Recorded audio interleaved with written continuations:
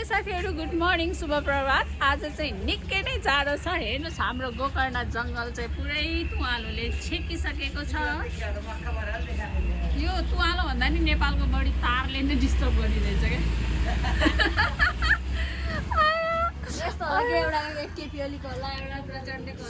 अस्ति म बौद्धमा गइरहेको थिएँ साथीहरु है। अनि बौद्धमा जाँदाखेरि के भयो भन्न? के भयो? अनि एउटा कुहिरेले चाहिँ पुरा त्यो के अरे भिडियो गरिरहेको रहेछ। अनि म चाहिँ यसले बाहिर बसेर खेको भिडियो गर्यो भनेर चाहिँ यसो हेरेको क्या होइन त्यसलाई। अनि त्यसको अगाडि यसो गएर मोबाइलबाट हेरेँ मैले।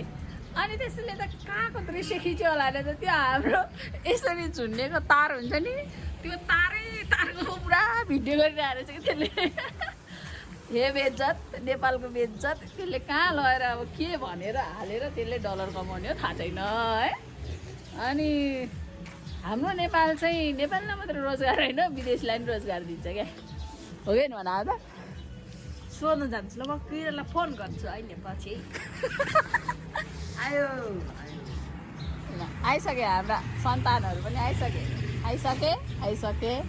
यस्तो छ साथीहरू, एकदम तुवालो लाएर हुस्सु लाएर जाडो एकदम चिसो हावा छलेको छ।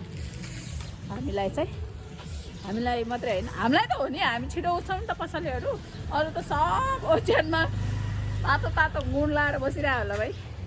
पूजा गरौँ भने हाम्रो बस्नेत खानदानमा चाहिँ सुतक पर्नु भएको छ। पूजासुजा चलेन, अब कुच्चो लायो होइन। पसलको लागि चाहिँ हामी छुट्टै धुप सल्काउँछौँ, किनभने लक्ष्मीलाई कहिले पनि सुतक लाग्दैन। लक्ष्मी आउने ठाउँमा चाहिँ हामीले धुप चाहिँ सल्काइदिन्छौँ, पूजा चाहिँ गर्नु भएन साथीहरू। यस्तै हो होइन साथीहरू। अब पसलमा मात्रै कुच्चो लाएर पनि भएन, अब यता गोदामपट्टि पनि सफा गर्नु पर्यो। भद्रगोल छ यो कामले कहिले पनि सिद्धिँदैन। हामी व्यापारीलाई चाहिँ एकतिरबाट टाल्यो अर्कोतिर हुन्छ, अर्कोतिर टाल्यो अर्कोतिर हुन्छ।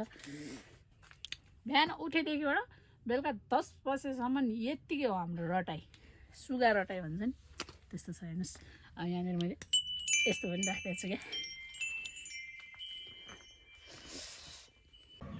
म्यावा। हेर्नुहोस् त म्यावा पाकेकै छैन।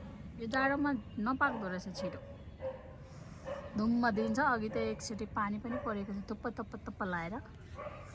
हेर्नुहोस् यस्तो छ यतातिरको माहौल।